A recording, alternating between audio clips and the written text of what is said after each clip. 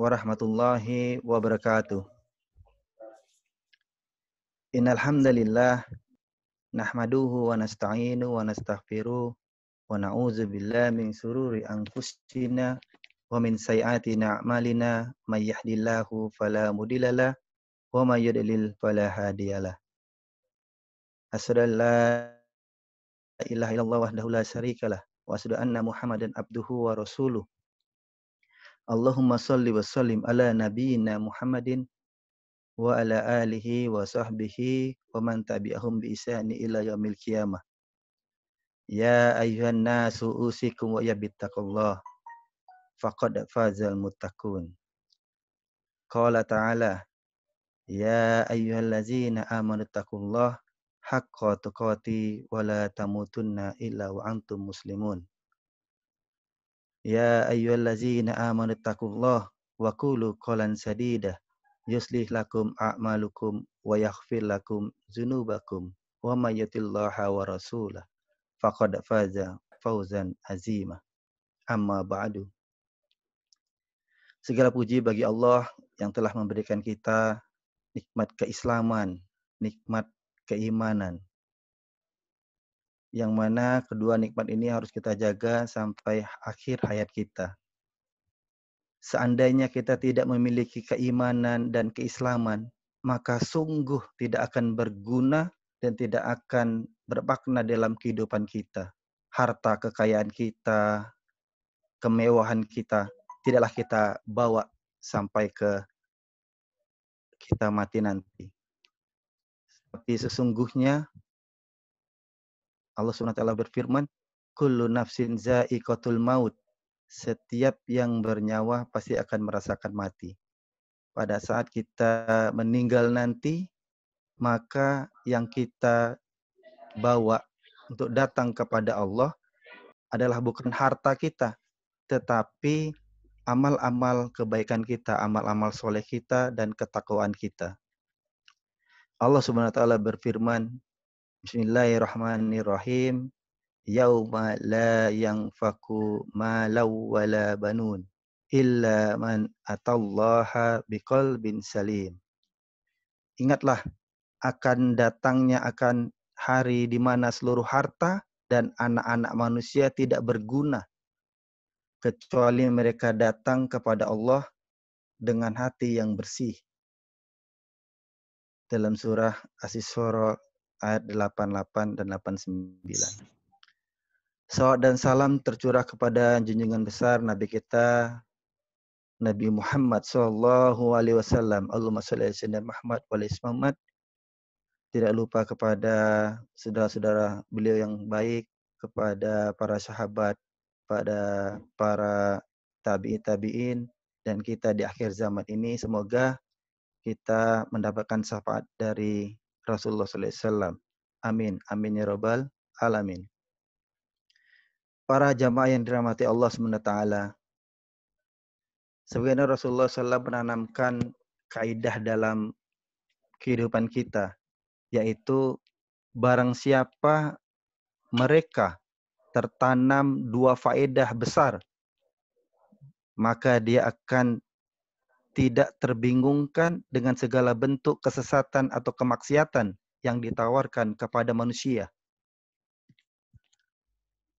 yaitu dengan menegakkan amaliyah yang agung, yaitu al-amru bil ma'ruf wan nahyu anil munkar. Rasulullah SAW bersabda, wa inna asdaqal kalimi kalamullah. Sesungguhnya kalam yang paling jujur, kalam yang paling benar, dan tidak ada kalam lain, tidak ada kalam yang lebih benar daripada kalamnya Allah Subhanahu wa ta'ala. Jika ada yang menyelisihi, maka itu hanyalah kedustaan semata-mata. Begitu juga dan tidak ada petunjuk yang lebih baik dari petunjuknya Rasulullah Sallallahu Alaihi Wasallam. Jika ada yang menyelisih, hakikatnya adalah buruk dan kesesatan. Para jamaah yang dirahmati Allah Subhanahu Wa Taala, di antara wasiat dari Nabi Sallallahu Alaihi Wasallam akan menjadi tersingkirnya perbuatan kesesatan dan kerusakan Jadi ada wasiat dari Nabi Muhammad SAW, jika kita melakukan perbuatan ini, maka kita akan tersingkir dari kesesatan dan kerusakan, sehingga menjadi baik dalam tatanan hidup kita, hingga kita selamat di dunia dan akhirat. Apa yang harus kita lakukan? Yaitu menegakkan amaliyah yang agung, yaitu al-amru bil ma'ruf wan nahyu anil munkar, yaitu memerintahkan yang ma'ruf dan melarang yang mungkar. Para jamaah yang dirahmati Allah Subhanahu wa taala. Allah Subhanahu wa taala mengatakan kepada kita bahwa umat yang terbaik, ya, kita adalah umat yang terbaik. Kuntum khair ummah. Akan tetapi gelar dan apresiasi yang Allah berikan kepada kita tidak terwujud demikian saja. Maka bagaimana caranya supaya kita dapat melaksanakan fungsi dan tugasnya, yaitu tugasnya adalah al-amru bil ma'ruf wan nahyu anil munkar.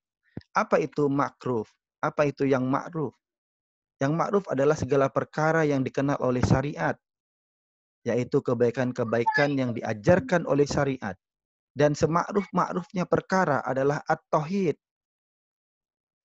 Dan yang mungkar adalah segala perkara yang diingkari oleh syariat, kesirikan, yaitu kesirikan kepada Allah Subhanahu wa taala.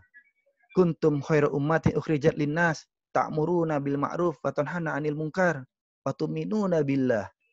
Kalian sebaik-baiknya ummah yang dilahirkan untuk manusia, yaitu memerintahkan yang ma'ruf dan mencegah yang mungkar. Para jamaah yang dirahmati Allah Subhanahu wa taala, dengan tugas amaliyah dari Allah Subhanahu wa taala akan Allah kukuhkan, teguhkan kaum muslimin. Jadi Allah akan mengukuhkan kita kaum muslimin apabila kita menegakkan amar ma'ruf nahi mungkar. Allah Subhanahu wa taala berfirman, Bismillahirrahmanirrahim, Ya ayyuhallazina amanu in tansuruhullah yansurkum wa yusabbit aqdamakum. Artinya, wahai orang-orang yang beriman, jika kamu menolong agama Allah, niscaya Dia akan menolongmu dan menunggukan kedudukanmu. Maksud daripada kalimat ini adalah bukan berarti Allah SWT lemah. Bahkan sebaliknya, dijawab di surat Al-Muhammad ayat 7.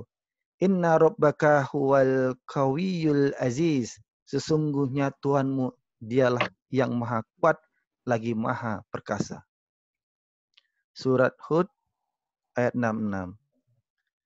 Para jamaah yang dirahmati Allah Subhanahu wa taala, kelompok yang akan ditolong Allah Subhanahu wa taala adalah bagaimana Allah memberikan keteguhan berupa kekuasaan untuk mereka yang melaksanakan di bumi ini, yaitu dengan menegakkan sholat, peduli pada zakat, dan memerintahkan yang ma'ruf dan melawan yang mungkar.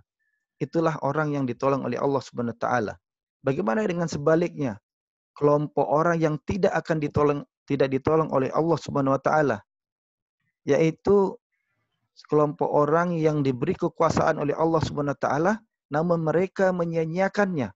Mereka menyia-nyiakan salat, tidak memperdulikan zakat dan tidak memperdulikan yang makruf dan membuka keran yang lebar tentang kemungkaran yang ada. Para jamaah yang dirahmati Allah Subhanahu wa taala, apabila kekejian telah banyak dan merata di masyarakat kita, maka ketahuilah yang akan berperan mengendalikan kehidupan ini adalah orang-orang yang munafik. Yang mereka menampakkan dohir keislaman, tapi menyimpan di hati mereka kekafiran. Yang iman mereka semata-mata hanya di lisan, ya, dan tidak ada di hati mereka. Mereka saling memerintahkan yang mungkar dan melarang yang ma'ruf. Terbalik jadinya. Ya, seharusnya kita harus memerintahkan yang ma'ruf, bukan yang memungkar. Para jemaah yang dirahmati Allah Subhanahu wa taala, contohnya di saat para ulama dengan gencar-gencarnya memerintahkan tentang haramnya riba, Maka orang-orang munafik membuka pintu lebar-lebar agar manusia tenggelam dalam riba. Di saat para ulama kaum muslimin mengajak umat untuk menutup aurat, maka orang-orang munafik membuka pintu lebar-lebar agar wanita mereka terbuka. Di saat ulama dengan gencar mencegah kemungkaran, menutup rapat-rapat segala kemungkaran, maka orang munafik membuka lebar-lebar segala pintu kemungkaran yang ada. Para jamaah yang dirahmati Allah Subhanahu wa taala. Dan apabila kita lemah dalam memerintahkan yang ma'ruf dan lemah dengan yang mungkar, maka kita akan masuk ke dalam ayat-ayat yang diingatkan oleh Allah Subhanahu wa taala. Allah Subhanahu wa taala mengingatkan kepada kita kalau kita ya lemah dalam memerintahkan yang ma'ruf dan lemah juga memerintahkan yang mungkar. Apa itu kalimat dari Allah? Kata Allah, ini umat yang mal'unnah. Apa itu? Yaitu umat yang akan dilaknat oleh Allah Subhanahu wa taala. Seandainya kaum muslimin itu lemah dalam tugas amal ma'ruf nahi mungkar, bahkan mereka berhenti menjalani tugas yang sangat agung ini, maka apa yang terjadi kemudian? Maksiat bertambah banyaknya dan semakin derasnya berkembang pesat di tengah-tengah kita. Semua segala macam kemaksiatan berkembang dan pesat di tengah-tengah kita. Maka bersiaplah ancaman dari Allah Subhanahu wa taala, khususnya kepada orang-orang yang soleh. Kenapa kepada orang-orang yang soleh? Karena mereka paham tentang agama. Mereka tahu tentang agama, tapi mereka menutup mata. Mereka mengetahui batasan-batasan kehidupan dengan risalah Allah Subhanahu wa taala. Maka baik yang soleh, baik yang tidak soleh, baik orang yang baik maupun orang yang jahat, semuanya akan diratakan oleh Allah Subhanahu wa taala yang pernah terjadi di wilayah kita. Para jemaah yang dirahmati Allah Subhanahu wa taala. Namun sebaliknya, Allah akan memberikan apresiasi yang besar terhadap orang-orang yang mengajak kepada suatu kebaikan. Baginya pahala sebagaimana pahala yang diajak berbuat kebaikan. Rasulullah Shallallahu Alaihi Wasallam bersabda, artinya siapa yang mengajak seorang kepada kebaikan, maka baginya pahala seperti pahala orang yang melakukan. Hadis riwayat Muslim. Selanjutnya, apa saja poin-poin penting dalam kita berdakwah? Yang pertama adalah ilmu. Dengan ilmu yang cukup, kita bisa menyampaikan dengan luas dan lugas. Kemudian yang kedua adalah dengan hikmah. Apa itu hikmah? Hikmah adalah menyeru kepada kebaikan sesuai dengan apa yang diatur oleh Al-Quran dan hadis. Konteksnya tidak keluar. Patokannya adalah Al-Quran dan hadis. Misalkan, kita menyuruh seseorang untuk melaksanakan sholat, maka kita seru dan ajarkan tata cara sholat yang baik yang disyaratkan oleh Al-Quran dan Sunnah. Kemudian yang ketiga adalah dakwah harus disampaikan dengan mauzah hasanah. Yaitu bagaimana bahasa yang kita lontarkan diterima oleh orang dengan yang baik. Pemakaian bahasa yang baik, berdakwah sangat menentukan berhasil atau tidaknya dakwah kita dengan bahasa yang baik, lemah lembut.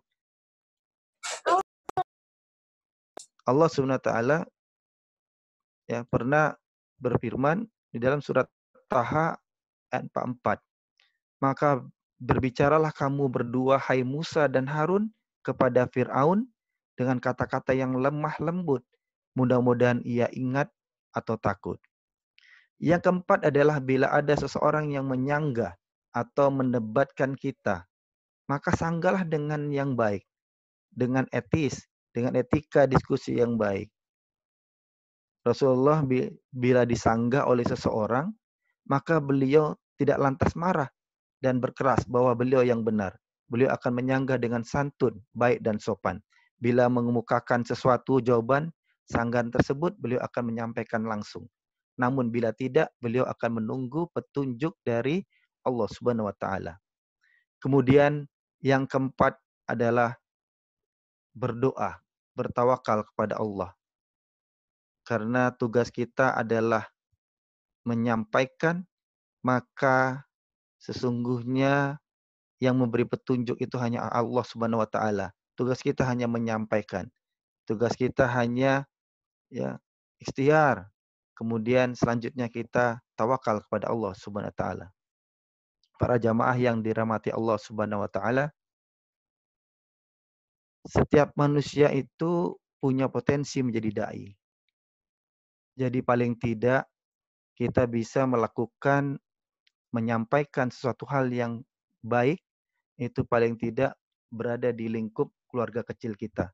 Kita mendidik anak kita ya bagaimana ya disiplin waktu, bagaimana eh, kita bersopan santun kepada orang lebih tua, bagaimana menghadapi orang tua, santun baik kepada orang tua, dan bagaimana kita mengajar anak kita untuk melakukan sholat, kemudian berbuat baik sesama tetangga, dan selanjutnya. Bahkan kita memasukkan mereka ke dalam pendidikan-pendidikan Islam. Nah, ini dari segi ruang lingkup kecil, kita sebenarnya bisa menjadi dai untuk keluarga-keluarga kita. Untuk itu, marilah kita ya sama-sama berusaha agar kita mendapatkan apresiasi, reward dari Allah SWT di dalam firman-Nya, kuntum khairu ummatin ukhrijat linnas ta'muruna bil ma'ruf wa tanhauna 'anil munkar wa tu'minuna billah. Mengajak kepada Allah, beriman kepada Allah. Demikian yang bisa saya sampaikan. Mohon maaf apabila ada kesalahan. Terima kasih atas perhatiannya. Kita tetap fastabiqul khairat, berlomba-lomba untuk mencari kebaikan. Assalamualaikum warahmatullahi wabarakatuh. Mari kita membaca doa kafatul majlis. Subhanakallah wa bihamdika astaghfiruka wa atubu ilaik. Barakallahu fikum Ustaz atas